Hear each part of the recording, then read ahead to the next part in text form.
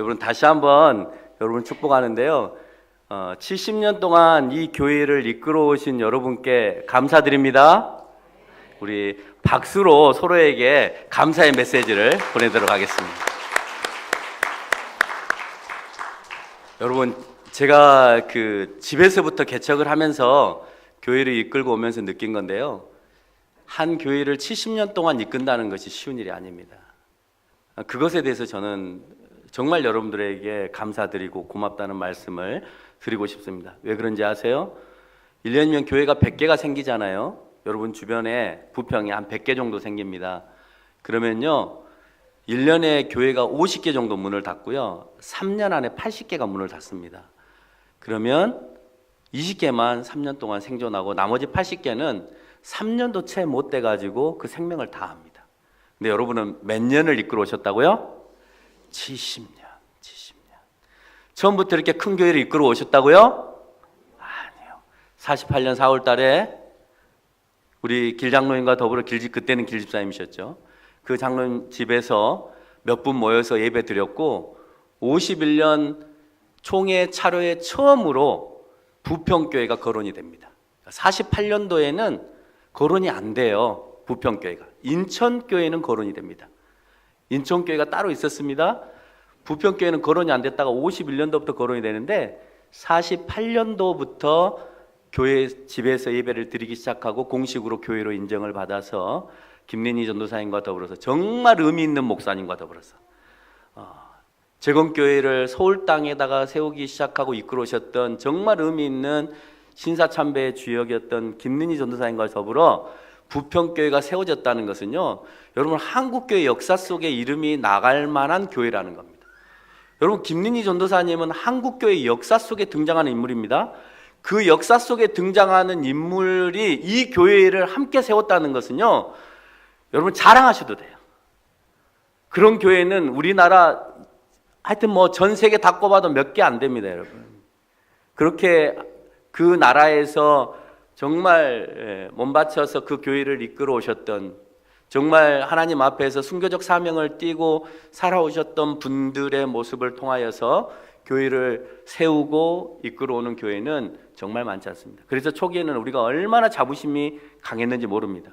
그런데 후대로 가면 갈수록 그 자부심이 약해져서 그 후대에 사는 저를 보고 네가 그 자부심을 가지고 후대 사람들한테 좀 전해라 라고 저희 아버지 같은 목사님이 저한테 당부를 하셔서 제가 이곳에 와서 여러분에게 전할 수 있는 영광을 얻게 되었습니다.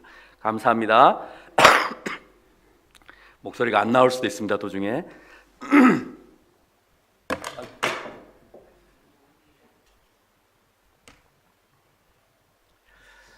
잠깐 기도하고 시작하겠습니다. 아버지 하나님, 우리가 지금 한국교회를 바라보니 정말 무성한 악담과 악과 또한 피폐함의 모습들로 관영합니다. 그 어느 곳에 눈을 들어도 우리가 그 안에서 위안을 받고 평안을 받을 곳이 많지 않습니다. 하나님, 그러나 이 시대에 재건이라는 이름을 우리에게 허락하여 주셨고 다시 그 교회를 통하여 소생케 하시는 일을 하게 하실 줄 믿사오니 그 교회는 다름 아닌 그 이름값을 하는 재건교회야 되겠습니다. 하나님의 뜻을 우리가 바라보게 하시고 왜 우리를 남게 하셨으며 남게 한 이유가 무엇이고 그 이유를 통하여서 하나님의 뜻을 실현해 나가는 재건교회가 되어질 수 있도록 역사하여 주시옵소서. 우리가 자랑으로 머무르는 것이 아니라 모든 주변의 교회에 모범이 되는 교회로 우뚝 서서 정말 흠모하는, 세상 사람들이 흠모하는 그런 교회, 그래서 그 교회에 가고 싶어하는 교회로 하나님 저희들을 삼아 주시옵소서. 아버지, 그러기 위해서 70주년의 기념 행사를 하는 줄 아오니 다시 한번 우리가 새로운 마음으로 다시 이래라 생각하여서 지금 이때부터 우리가 다시 쇄신되어지는 교회로 첫 해를 맞이할 수 있도록 이끌어 주시옵소서. 주님 감사하며 예수 그리스도 이름으로 기도드리옵나이다. 아멘. 오늘 본문의 제목은요, 무너진 곳에서 희망을 보다입니다. 다 무너지고 난 다음에는 희망이 없죠. 그러지 않습니까? 여러분, 가게가 무너지고 재산이 무너지고 건강이 무너지고 난 다음에 희망을 볼 수 있습니까? 없죠. 그러나 희망을 보게 하셨습니다. 누구를 통해서 보게 하시냐면 에레미야 선지자를 통하여서 우리에게 보게 하십니다. 물론 또 이 에레미야 선지자를 통하여서 보게 하신 이후에 나중에는 다니엘을 통하여 확실하게 보게 하시고 복귀하는 역사를 맞이하게 만드십니다. 우리가 흔히 많이 쓰는 요절들이 있습니다. 다른 건 하나도 보지 않고 그 요절만 딱 떼갖고 보는데요. 3절의 말씀입니다. 누구나 크게 부르짖으라. 그러면 하나님께서 다 응답하실 것이다. 그러니까 너희들은 입을 크게 열어서 부르짖어서 하나님께 외치면 다 응답할 거다라고 얘기하면서 여러분 기도를 크게 안 해서 입을 크게 벌려서 기도를 안 해서 응답 못 받는다고 혹시 주변에 있는 사람이 그렇게 말했을 수도 있습니다. 그런 소리 들어보셨나요? 무슨 일이 있으면은 좀 입을 크게 열어서 기도해. 그래야 뭔가 응답이 있을 거 아니요. 이렇게 말하는 분 있어요, 없어요? 있죠. 그러나 앞뒤 문맥을 보면요, 아무 때나 입을 크게 벌리면 안 됩니다. 큰일 납니다. 순교해야 됩니다. 에레미야처럼 오늘 입을 크게 열어서 기도하시는 분은요, 오늘 이 본문의 말씀에 입각해서 입을 크게 부르시는 분은 애굽으로 이제 종살이 끌려가셔야 되는 거예요. 크게 부르고 나서 그걸 각오하고 가셔야 되는 겁니다. 그렇다고 해서 여러분 기도하지 말라는 소리가 아니고요, 오늘 본문에서 등장하는 입을 크게 열어서 기도해라, 외쳐라 라고 하는 말은 너희가 하도 중얼중얼 조용히 또는 기도를 안 하니까 해라 이런 소리가 아니고요, 정말 하나님의 뜻에 맞게끔 외치라 라고 하는 소리로 오늘 본문은 얘기하고 있다는 것입니다. 오늘 본문에 있어서 내용들을 살펴보면 오늘 그런 문맥은 아나도 시인제 반매입에 있어서 에레미야가 질문성 기도를 하나님께 외칩니다. 그래서 하나님이 그에 대한 응답을 하시게 되어지고요, 30장과 33장이 연결이 되면서, 그리고 난 다음에 이스라엘에 대한 회복에 대한 약속을 그 가운데에서 하고 계시면서 오늘 본문에 이 말씀을 하고 있다라고 하는 것이죠. 뿐만 아니고 오늘 4절 이후부터 13절까지는 그렇게 회복시키는 이스라엘을 향하여서 그 회복을 어떻게 할 거냐라고 하는 과정을 구체적으로 설명하고 있는 본문입니다. 본문에서 부르짖으라 한 것은 여호와께서 이스라엘의 구원을 위해서 하나님께서 일하시고 회복하시고 이끄시기로 작정한 그 선포에 대한 부르짖으라라고 하는 말이라는 것을 여러분 기억해야 되는 겁니다. 하나님의 뜻에 입각해서 하나님이 외치라고 하는 것을 크게 입을 열어서 외치라는 거예요. 선지자의 모습으로, 선지자의 삶을 가지고 그렇게 외치라라고 하는 것을 얘기합니다. 여러분 쉽지 않죠. 왜 그런지 아세요? 오늘 이스라엘이 멸망을 하고 바벨론으로부터 멸망을 하고 너희들 포로로 끌려간다는 겁니다. 여러분 그 소리를 듣고 좋아할 이스라엘 백성들이 있겠습니까? 없겠습니까? 없겠죠. 그러면 뭘 각오해야 될까요? 죽음을 각오해야 됩니다. 왜? 매국노잖아요. 우리나라가 멸망한다고 외치는 사람인데 이건 매국노인 거죠. 우리나라가 잘 돼야 된다고 얘기해야 되는데 우리나라가 패망하고 바벨론으로의 포로로 끌려간다는 거예요. 근데 이스라엘 사람들은 우리는 애굽이 있지 않냐, 든든한 애굽이 있으니까 애굽이 우리를 지켜줄 것이다, 그러니까 우리가 포로로 끌려가는 일은 없어 라고 얘기하지만 아니다는 거예요. 이미 하나님은 계획하고 계시고 너희 회개를 통해서만 이걸 돌릴 수 있고 회개하지 않으면 그대로 하나님은 성취하실 것이다 라고 선포하고 있는 것을 우리가 알 수가 있습니다. 이스라엘의 패망을 보았고 또 북이스라엘의 패망을 보았고 바벨론의 몇 번의 침입이 이 앞번에 있어 왔습니다. 에레미야 시기 이전에도 여러 번의 침입들이 있어서 늘 이스라엘은 위급한 상황에 머물러 있었습니다. 그래서 정말 이스라엘은 언제 패망이 될지 모르는 그런 위급한 상황에 놓여 있는 것이 사실이었습니다. 그러함에도 불구하고 에레미야의 소리를 듣지 못하고 있다라고 하는 거예요. 에레미야는 므낫세 때 출생을 해가지고요, 종교 개혁을 일으켰던 요시야 때 드디어 아주 활발하게 활동을 합니다. 그러니까 잘 맞물렸죠. 요시야는 이스라엘의 종교 개혁을 유도하는, 우상을 타파하고 다 파괴하고 다시 하나님을 세우고자 하는 그 마음을 갖고 있었던 왕이었고, 거기에 걸맞게 하나님의 이제 예언을 받아들인 에레미야는 그 소명대로 그것을 이제 외치고 또 예언해야 되는 그런 일들을 감당해야 되니까 너무나 잘 맞아떨어졌던 그런 상황이었습니다. 그러나 그 요시야도 오래가지 못하고 결국은 외롭게 에레미야 혼자 외쳐야 되는 그런 상황에 머무르게 되는 것이죠. 이스라엘의 우상 숭배는 이스라엘이 어떻게 국가를 형성하게 되었는가 하는 것, 국가 존재가 어떻게 되었는가 하는 것을 망각하고 살아가는 것입니다. 여러분, 우상 숭배를 했다라고 하는 것은 너희 나라를 누가 세웠느냐, 어떻게 세웠느냐 하는 것을 잃어버린 상태가 된 것이에요. 누가 세웠어요? 하나님이 세우셨잖아요. 하나님이 세우셨는데 하나님을 거부하고 우상 숭배를 한다는 것은 너희 국가 존재에 대하여서 망각한 행위다라고 하는 것을 오늘 에레미야는 그들을 향하여서 똑똑하게 얘기해 주고 있습니다. 조선도요, 선교사들을 통해서 여러 순교적 사명과 헌신과 고난을 통해서 조선교회가 세워집니다. 일제에 신사로 통하여서 교회가 무너져 가기 시작합니다. 교회에 탄압이 들어오고 신사 참배 후에 예배를 드려라 라고 하는 그런 건의가 들어오기 시작합니다. 그래서 대부분의 교회들이 탄압을 받지 않기 위해서 99%가 다 수용을 합니다. 이때 재건 운동가들, 처음에는 재건 교회가 아니었습니다. 재건하자라고 하는 운동가들이 모여들기 시작하고 교회 재건을 하자고. 초창기에는 합동이 있고 통합이 있고 기장이 있고 재건이 있고 고신이 있고 대신이 있고 이러지 않았습니다. 개혁이 있고. 제가 외치면은 한 100개는 외칠 수 있는데 여기까지만 하겠습니다. 이렇게 많은 교단들이 있었던 게 아니고요, 조선 예수교 장로회 하나밖에 없었습니다. 조선 예수교 장로회 99%가 무너지니까 남아있는 소수의 1%들이 안 되겠다, 다시 교회를 재건해야 된다, 다 썩어빠진 우상 앞에 일제히 신사 앞에 절하고 난 다음에 예배를 드리는 것이 무슨 의미가 있느냐, 이거는 종교다원주의고 너나 할 것 없이 여러 신들을 다 섬겨도 다 축복받는다라고 하는 잘못된 생각이다라고 하는 것에 대해서 하나님은 그걸 원하지 않으신다, 성경에는 그렇게 나타나지 않았다라고 하며 재건운동가들이 다시 무너진 그 한국교회를 에레미야 선지자의 역할을 감당하면서 그래서는 안 된다고 외쳤습니다. 당시의 재건운동가들 여러분 잘 아시죠? 주기철 목사, 손양원 목사, 안희숙 선생, 이런 사람들은 언론을 통해서 많이 공개해 줬으니까 잘 알 거예요.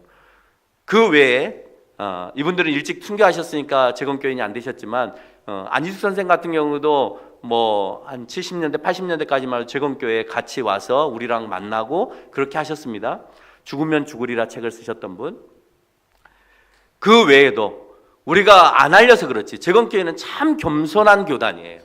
왜 그러냐면 이분들 고작 서너 명밖에 안 되시잖아요. 우리는 수도 없는 많은 사람들이 있는데 여러분 알고 있는 분 누가 있으세요? 순교하시고 투옥되신 분 중 알고 계시는 분 누가 계세요? 이게 비참한 현실이라는 겁니다. 주기철 목사님보다 더 위대하신 분도 계시고요, 손양원 목사님보다 더 위대하신 분도 계십니다. 안희숙 선생보다 더 위대하신 분이 재건교회 안에 있습니다. 박음 전도사님은 신의주와 만주를 왔다 갔다 하시면서 성경책이 없는 것 가운데 그때는 요한복음 서신이 없었습니다. 일본 놈들이요 예수님을 왕으로 표현했다고 그래서 찢어버리고요, 요한복음 같은 것은 보지 말라라고 해서 없애버렸습니다. 모세오경 가운데서도 모세 이야기들은 또 찢어버렸습니다. 왜? 이런 왕이 나타나면 안 되니까. 다윗 왕이 나와 있는 부분도 찢어버렸습니다. 그래서 나머지를 갖고 보라는 겁니다. 이런 왕이 너희들 가운데에서 등장하면 안 되기 때문에. 그러니까 박음 전도사님이나 김민희 전도사님은 신유주나 만주를 왔다 갔다 하시면서 그 책 내용이 다 되어 있는 것을 목숨 걸고 구입해 가지고 들어와서 성도들에게 나눠줬습니다. 여러분 들어는 보셨나요? 박음 전도사님. 우리는 모르는데 세상 사람들은 알고 있습니다. 우리 사모님이 할아버지 되세요. 여러분 순교자의 정말 위대하신 순교자의 그 자손이 이곳에 계시다는 것은요 다른 나라 같으면 영광입니다, 여러분. 예.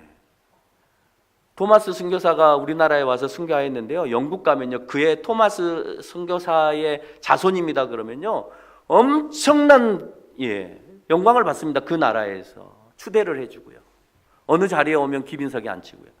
여러분 세브란스 가족입니다 그러면요 미국에서 우리나라에 와서 세브란스 가족이라 그러면 세브란스 병원 무조건 공짜입니다. 그리고 공항에서부터 의전해가지고요 한국에 머물러 있는 동안 내내 대통령만큼이나 그렇게 의전을 받고 돌아갑니다.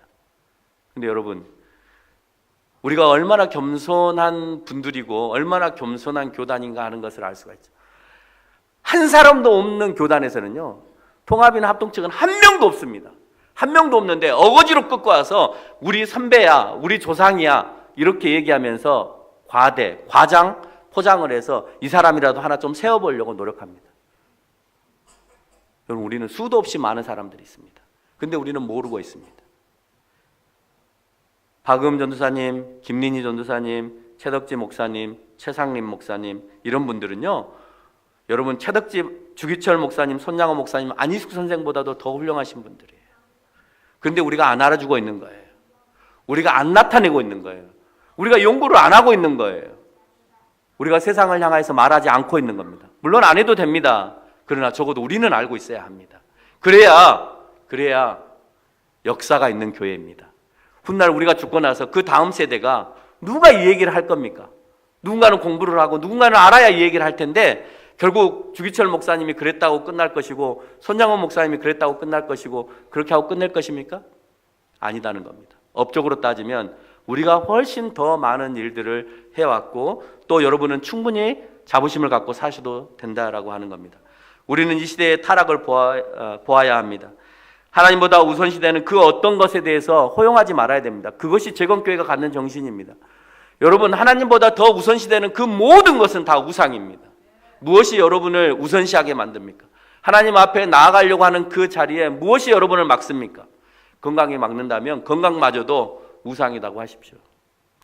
여러분이 가지고 있는 그 어떤 것으로 인하여서 내가 예배 자리로 나갈 수 없다면, 그렇다면 그것은 내 앞을 가로막는 우상인 겁니다. 그것을 해결하지 못하시면 결국 다 넘어지게 되어 있습니다. 그래서 하나님보다 더 우선시되는 그 어떤 것을 이 시대에 여러분 우상으로 생각하여서 그것을 제거하는 작업들을 하셔야만 합니다. 그리고 그 잘못된 것을 바로잡아야 됩니다. 재건운동가들은 옳지 않은 것을 허용하는 자들과 함께하지 않았습니다. 그래서 많은 사람들이 그래서 너희들은 통합을 하지 못하고 합동을 하지 못한다. 그래서 지네들은 통합을 잘하고 합동을 잘해서요, 통합교회, 합동교회 이렇게 이름을 만들었습니다. 그리고 우리 보고는 지독한 놈들, 타협할지 모르는 놈들, 외골수 뭐 이런 소리를 해가면서 우리를 대러 배척하고 지네 99%의 사람들끼리 모여서 교회를 이끌어가게 되어집니다. 여러분, 그렇다면 종교개혁자들은 로마 카톨릭이 우상숭배를 했을 때 마리아상을 만들어내고 여러 사도들 상들을 만들어내고 또는 예수상을 만들어 놓고 거기에다가 절하고 향을 피우고 촛불을 켜고 하면 그 공덕으로 인해서 죽은 사람도 연옥에서 천국으로 이동한다, 이런 말을 도저히 성경에 그런 말이 없는데 그걸 믿으라고 하니 종교개혁자들이 성경을 보고 아니라는 거예요. 타협하지 않았습니다, 여러분. 그래서 교회가 있는 거예요. 여러분, 그렇지 않으면 다 지금 천주교에 가서 거기서 예배 드려야 되는 겁니다. 왜 여기에 나왔습니까? 성경에 없는 것을 가르쳤기 때문에 우리는 그것을 믿지 않겠다라는 거잖아요. 그들이 타협했나요? 안 했습니다. 종교개혁자들도 수십만 수백만이 죽어가면서까지 가톨릭에서부터 개신교의 자유로운 신앙을 향하여서 나왔습니다. 여러분, 그들이 잘못됐나요? 잘못됐다면 여러분 교회 다 포기하시고 우리가 다 성당으로 다시 들어가야만 맞습니다. 그러나 우리가 틀리지 않았다고 생각하기 때문에 우리가 끝까지 고집스럽다라는 말을, 저항자라는 말을, 프로테스탄트라는 말을 들어가면서까지 이 무지한 놈들, 이 저항하는 놈들, 이 싸움꾼들, 이런 말을 들어가면서까지 우리가 이 교회를 지켜가고 있는 겁니다. 여러분, 우리가 아주 지독한 놈들, 외골수, 차라리 그런 말 듣는 거 좋은 거예요, 여러분. 프로테스탄트라는 말이 좋은 말이 아니에요. 들이받다라는 말입니다. 저항하다는 말이에요. 싸우다는 말이에요. 그런데 그들은 자랑스럽게 생각합니다. 유럽 사람들은. 난 프로테스탄트야. 나는 캐톨릭이 아니야. 라고 얘기합니다. 근데 여러분은 왜 재건이라는 말에 주눅 들어 살아갑니까? 우리 교회에는요, 재건교회가 한 명도 없습니다. 와이프하고 저밖에. 그래도 저는 얘기합니다. 모두가 다 다른 교단에서 계셨던 분들입니다. 그러나 자랑할 만한 교단이잖아요. 왜 우리가 주눅 들어야 됩니까? 너무 작기 때문에. 작지만 너무 그 순결을 지키기 위한 노력들이 있어 왔잖아요. 그래서 변해갑니다. 왜? 다른 교회는 타협하면서 지내오지만 저희 교회 안에서는 타협이 없거든요. 그러니까 우리 권사님이고 우리 전도사님들이고 뭐 우리 청년들이요, 저를 지독스럽게 생각해요. 아니, 생각은 굉장히 개혁적인데 다른 것은 다 허용하고 오케이 해주는데 예배 신앙만큼은 굉장히 지독스럽게 하거든요. 왜? 배운 게 그거밖에 없잖아요. 내가 그렇게 배웠는데 어떻게 합니까? 그러니까 허용이 없어요. 그 허용이 없음에 대하여서 예배와 신앙에 있어 허용이 없음에 대해서 숨막혀 합니다. 근데 좀 막혀도 됩니다. 젊어서부터 풀어주잖아요. 그렇기 때문에 한국교회가 비기 시작하긴 겁니다, 여러분. 그래도 돼. 주일날 학원 가도 돼. 좀 나중에 저녁 예배 들어와. 학생부 예배 안 드리면 돼. 엄마랑 같이 얼른 일찍 7시 예배 드리고 학원 가면 돼. 그래서 없는 거예요, 한국교회가. 그래도 된다, 그래도 된다, 그래도 된다 하고 내버려 둬놨기 때문에 그때도 그렇게 됐으니까 지금도 그렇게 할 필요가 없어. 내가 편한 시간에 아무 데나 가면 돼. 그게 어떻게 된지 아세요? 주일날 안 가도 돼. 일주일에 한 번만 가서 예배 드리면 돼. 이렇게 바뀌었습니다, 지금은. 그래서 목요일날 가서 찬양 집회하면 그냥 끝나는 걸로 알고 있고요. 금요일날 기도회 하면 끝나는 걸로 알고 있고요. 수요일날 예배 드리면 일주일에 예배 다 드린 걸로 알고 있습니다. 여러분, 세상은 그렇게 바뀌어가고 있습니다. 예배를 사모하고 그 예배를 쫓아 여러분 나오신 여러분들은요, 축복이에요. 축복 아닌 것처럼 느껴지지만 여러분 가운데 희망이 있는 거예요. 무너진 한국교회 가운데 그것을 지켜나가는, 예배를 사모하는 그 사람들 가운데 하나님은 쓰시는 거예요. 아무나 쓰지 않아요. 여러분, 창세기부터 요한계시록까지 하나님은 아무나 일꾼을 쓰지 않습니다. 준비된 자, 순결된 자들만 하나님이 이끌어내세요. 아무나 쓰시던가요? 아니면 썼다가도요, 부정하거나 순결하지 않으면 내치십니다, 여러분. 그 사람을 끝까지 쓰지 않으세요. 그렇기 때문에 예배 안에서 내가 회개하고, 예배 안에서 내가 다시 자정되어지고, 예배 안에서 내가 다시 소생되어지는 사람이 계속해서 내가 순결과 거룩의 작업을 할 수 있는 거예요. 여러분, 일주일에 한 번 나와서 거룩의 작업을 하는 사람과 일주일에 2번, 7번, 10번 나와서 예배를 드리면서 내가 또 하나님 앞에 잘못을 고백하는 사람과 똑같을 수 있겠어요? 없죠. 그래서 저도 안타깝습니다. 10번의 예배를 드리지 못해서, 주일밖에 예배를 드리지 못함이 너무 안타까워요. 여러분, 이렇게 예배당을 놓고 예배 드리는 건 감사할 일이라니까요. 예배당이 있어서 10번씩 목사님이 나와서 새벽 예배까지 10번씩 나와서 예배 드리라니까 내가 괴롭다 하지 마세요. 우리는 없어서 못 드려요. 아무 때나 찬양하면 옆집이 잡아가니까. 그래서 정말 안타깝습니다. 아마 이제 교회가 생기면 이제 권사님이나 우리 청년들도 이제 죽어날 겁니다. 왜 그러냐면 모든 예배 이제 다 참석하셔야 될 거니까 이제 허걱대면서 오셔야 될 거예요. 그렇지만 그래도 좋다는 겁니다. 우리에게 건물을 하나님 주시면 우리는 쓸고 닦고 밀고 포장하고 예쁘게 치장하고 해가면서까지 우리가 예배를 사모하면서 산다는 거예요. 어쩌면 그 열심이 여러분에게는 없지만 우리에게는 있습니다.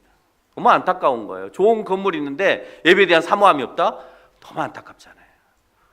교회가 없어 봐야 교회의 소중함을 압니다. 그런 말 하면 안 되겠지만 어쨌든 그렇습니다. 얼마나 함께 예배 드릴 수 있는 이 공간이 좋은가 하는 것을 여러분이 알게 될 겁니다. 여러분, 무너져가는 가운데 진리는 뭘로 찾았냐? 성경으로 찾았습니다. 성경 안에 답이 있느냐 없느냐입니다. 그래서 중요한 것은 우리의 삶의 모든 기준은 성경에서 찾아야 합니다. 여러분, 세상에 많은 진리가 아닌 다른 것들을 통해서 얘기합니다. 교회는 경영을 잘해야 됩니다. 교회는 마케팅을 잘해야 됩니다. 교회는 문화사역을 잘해야 됩니다. 교회는 뭘 잘해야 됩니다. 이런 것들을 포장합니다. 교회는 심리를 잘해야 됩니다. 사람을 잘 읽어야 됩니다. 천만의 말씀이요. 성경에는 그거 없습니다. 여러분, 그거는 부수적으로 들어오는 거예요. 때로는 필요합니다. 경영적인 모습들도 필요하고요. 선전도 때로는 필요합니다. 그러나 그게 전부가 아닙니다. 예수님의 말씀과 메시지는 없어지고 모든 교회의 앞에 현수막은 다 연예인이 오신다는 겁니다. 예수님이 오신다가 아니고요. 누구, 가수 누구, 축구선수 누구, 초청. 예수님 초청이 아니에요. 축구선수 이 누구, 거시기 영 누구, 이렇게 초청해서 온다는 겁니다. 가수 노, 사, 그런 사람 있죠? 초청 집사. 그 다음에 남, 거시기 진, 초청. 교회 집사잖아요. 와가지고 막 노래 유행가 가사 부르고 막 서로 막 못 풀었던 뽕짝 한꺼번에 다 풀고, 이때다 하면서 막 뽕짝으로, 그렇게 부르면서 열광을 합니다. 찬양할 때는 그렇게 열심히 안 하더니 남진이 나와서 뽕짝 몇 개 불러주니까 막 오빠 하고 난리가 납니다, 교회가. 그리고 나서 그 다음 주에는 없습니다. 왜? 남진이 보러 갔거든요. 예수님 보러 간 게 아니라 남진이를 봤기 때문에, 남진이가 없어졌으니까 교회 안 오는 거죠. 돈은 수천만 원 들여서 썼습니다. 그런데 그 마음에는 감동이 없습니다. 그냥 단지 1시간의 기쁨만 있었을 뿐입니다. 여러분, 그건 TV를 통해서 얼마든지 볼 수 있잖아요. CD를 사가지고 얼마든지 들을 수 있잖아요. 우리가 그런 사람에게 수백만 원씩 줘가면서까지 이 자리를 내어줘서 뽕짝 드려야 될 이유는 하나도 없는 것이죠. 그런 차원에서는 재건교회는 정말 아름다운 것 같아요. 그런 거 안 하잖아요. 여러분, 70주년 행사, 100주년 행사하는 교회 가보십시오. 난리도 아닙니다. 난리도 아닙니다. 연예인들 다 불러다 놓고 합니다. 그게 무슨 하나님께 영광을 돌리는 겁니까? 사람들께 영광을 돌리는 거죠. 그래서 사람의 마음을 사서 전도하는 데 목적을 갖는데 그 이유가 교회의 세를 늘리기 위해서입니다. 우리는 그런 세를 늘리는 걸 못했죠. 왜? 그렇게 안 가르쳐줬기 때문에. 그러니까 늘 딱딱하고 그 딱딱함 가운데에서 우리가 예배를 드려왔다는 겁니다. 여러분, 요시아와 에레미야가 외쳤던 그 시대에 하나님은 큰 선물을 줬습니다. 못 찾았던 율법책을 찾게 했습니다. 그래서 그 성경책을 발견하고 난 다음에 개혁이 가속도로 움직여졌습니다. 성경을 통해서 루터는 가톨릭을 개혁했습니다. 여러분, 제공교회는 신사참배가 잘못되었다라는 것이 성경에 명백히 있다라고 하는 겁니다. 하나님은 그걸 원하지 않으신다는 거예요. 그래서 목숨을 걸고 한국교회를 향하여서 우상숭배는 절대 되지 않는다라고 선전합니다. 구약에서도 그랬고 신약의 초기의 교회 안에서도 그랬고 기독교 초기 역사 가운데 로마가 그렇게 자기의 로마의 신들과 로마 황제를 숭배한다고 할 때도 철저하게 거부하고 순교했습니다. 여러분, 폴리갑과 같은 그런 신부는요 화영장에 섰습니다. 근데 너무나 그 사람은 위대한 사람이었습니다. 그래서 그 지역의 총독이 너무 그 폴리갑을 사랑해서 너무 좋아해서 존경스러워서 그 사람을 죽이기가 너무 아까워서 사정을 하러 갑니다. 죽기 전날. 신부님, 당신 내일 화영장에서 사람들 앞에서 예수님을 모른다고 한 번만 얘기하세요. 나는 당신을 죽이기 싫습니다. 총독이 직접 찾아갔습니다. 아무런 대답을 하지 않습니다. 화영장에 섰습니다. 밑에는 장작이 집혀져 있고 십자가에 걸려서 불을 들고 이제 집히기 일보 직전입니다. 총독이 한 번 더 묻습니다. 신부님, 예수님이 없죠? 라고 묻습니다. 폴리갑이 뭐라 했는지 아십니까? 폴리갑이 거기에서 예수님 없습니다. 나는 로마의 황제를 숭배합니다. 라고 그 말만 했으면 그는 살 수 있었습니다. 근데 그의 대답은 86년 동안 예수님은 나를 한 번도 부인하지 않았는데 제가 예수님을 어떻게 부인합니까? 그 말 한마디로 그냥 화영의 이슬로 그냥 돌아갑니다. 불에 타서 죽습니다. 바보 같은 짓 아닙니까? 여러분 생각할 때 바보같이 보이잖아요. 근데 그 모습을 목격했던 많은 기독교인들이 그때부터 목숨을 걸고 복음을 전하기 시작합니다. 그때부터 도망다니면서 카타콤으로 숨어다니면서 그 예배를 사모하는 마음으로 그래, 폴리갑 같은 사람에 대하여 저게 진짜 예수님을 믿는 거야 라고 하면서 외치고 다녔습니다. 그래서 기독교가 지금까지 존재한 겁니다. 그렇지 않았으면요 여러분, 이 교회는 없습니다. 어쩌면 유대교만 살아있고 지금 우리의 교회는 없을지 모릅니다. 예수님은 빠져있고 엘로힘의 하나님만 남아서 예수님의 구원사역은 우리에게 전해지지도 않는 그런 시대가 되어버렸을 겁니다. 여러분, 한번 내가 로마 황제한테 절하면 되잖아요. 아니라고 하면 되잖아요. 그게 뭐 어렵습니까? 하고 나서 회개하면 되잖아요. 교회 와서 하나님 잘못했습니다. 우리 그렇게 하고 살아가잖아요. 근데 그들은 그렇게 하지 않았습니다. 그게 슬픔이라고 생각하지 않았고 그게 고통이라고 생각하지 않았습니다. 나는 그렇게 하나님께 영광을 돌린다고 생각했습니다. 이 땅에 1년 더 사는 것, 2년 더 사는 것, 그게 의미 있는 게 아니라 하나님의 뜻에 맞게끔 사는 것이 의미 있다고 생각하는 게 모든 순교자들의 모습이었다라고 하는 것입니다. 여러분, 최후의 권면을 거부한 이스라엘은 이제 심판을 자초합니다. 심지어 에레미야까지 악한 왕과 거짓 선지자들에 의해서 순환과 고초를 당합니다. 그리고 애굽으로 끌려갑니다. 언제든 교회 타락 앞에서는 선한 선지자들의 희생이 따랐습니다. 여러분, 없었던 거 아닙니다. 여러분, 옳은 소리 하니까 그 선지자는 축복받아야 되고 잘 살아야 되고 뭐 이래야 되는 것처럼 보여지잖아요. 안 그래요, 여러분. 정말 정직하게 살고 순수하게 살아도 배고파 살 수 있어요, 여러분. 힘들게 살 수 있습니다. 여러분, 그걸 축복 안 받았다고 얘기하면 안 되는 거예요. 여러분, 성경에서 어떤 사람이 넉넉하게 위대하게 그렇게 많이 살았습니까? 예수님도 그렇게 살지 않으셨잖아요. 그렇죠? 여러분, 고난을 축복이라고 생각 안 하시면 안 되는 거예요. 고난도 축복이에요. 고난 가운데 하나님의 영광을 보는 거예요. 여러분, 다니엘이요, 이 말씀을 붙들고요, 자기가 종살이 하면서 바벨론에 종살이를 하면서 에레미야서를 읽은데 거기에서 은혜를 받습니다. 여러분, 종살이가 무슨 은혜입니까?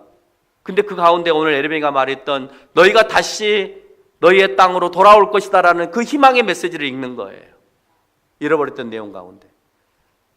그래서 포로 생활이라고 하는 고난 가운데에서도 기쁨이 일어나는 겁니다. 여러분, 꼭 포로 생활을 해야 내가 그 가운데서 희망을 얻습니까? 포로 생활을 하지 않아도 이 가운데서 희망을 얻으실 줄 믿습니다. 여러분, 고난 안 받아도요, 이 가운데서 충분히 여러분 하나님 가운데서 은혜를 얻을 수 있어요. 그 가운데까지 내려가려 하지 마세요. 안 내려가도요, 그 날이 옵니다. 그 날에도 내가 이겨내야 되는 겁니다. 오늘 그런 순환과 고초를 당하면서 그 어려운 삶을 살아가게 됩니다. 세례 요한도 그랬고요, 또 많은 선지자들이 그랬습니다. 종교개혁자들이 그랬습니다. 일제시대 때 재건 운동가들이 그렇게 희생을 하며 하나님의 옳은 소리를 가지고 외쳤습니다. 에레미야의 외침 가운데 가장 슬픈 것은 무엇이었습니까? 다른 게 아니었습니다. 회개를 하지 않은 거였습니다. 재건 운동가들의 외침은요, 그들과 통합하지 않고 합동하지 않고 싶은 마음이 아니었어요. 여러분, 재건교회는 골수분자였고 자기들밖에 모르는 사람 외골수였기 때문에 그들과 타협하지 않은 게 아니고요, 우리는 그들에게 조건을 제시했습니다. 너희가 하나님 앞에 죄를 지었으니 모든 이들 앞에서 회개해라는 겁니다.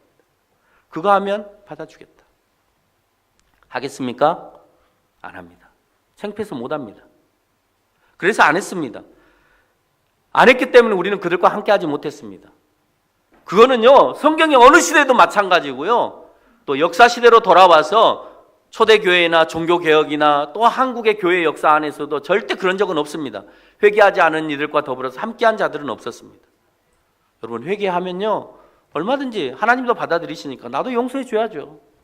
그렇죠. 내가 미안하다고 오면, 그래. 여러분, 회개는요, 착각하고 있는 게 있습니다. 한국교회가 착각하고 있는 거, 이때 이 당시에도 착각한 게 뭐냐면요, 내가 모르게 하나님 앞에 회개했다는 거예요. 내가 회개했다, 그러니까 인정해 주라. 여러분, 회개는 그렇게 하는 게 아니에요. 여러분, 저 사람 때려놓고요, 내가 교회에 와가지고 하나님, 제가 경진자매를 때렸습니다. 늘상 내가 여기 앞에 서면은 늘 등장하는 인물입니다. 제일 잘 보이기 때문에. 여러분, 그게 회개입니까? 저 사람 지금 상처받아가지고 나 싫어하는데 저 사람한테 사과 한마디 안 하고 여기 앉아가지고 울며 불며 하나님, 제가 때려서 저 자매가 지금 아파합니다, 아멘 하고 끝냈습니다.